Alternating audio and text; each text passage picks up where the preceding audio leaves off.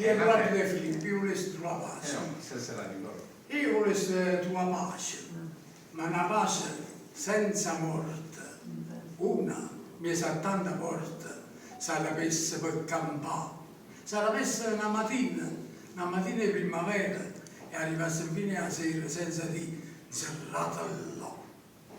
Senza sentire più la gente che ti dice io faccio, io dico, senza sentire l'amica che ti viene a consigliare, senza sentire la famiglia che ti dice ma che hai fatto, senza scendere più a parte con la coscienza e la dignità, senza leggere il giornale, la notizia impressionante che non è per tutto quanto e non sai che ci ha fatto, senza sentire il dottore che ti spiega la malattia, la ricetta in farmacia, l'onorario che ha parlato, senza sentire sto cuore che vi parla e concertini, Rita, Brigida, Nannina, questa sì, quell'altra no, perché insomma si va a pace senza sentere più a niente e a sperare solamente per la morte e vita.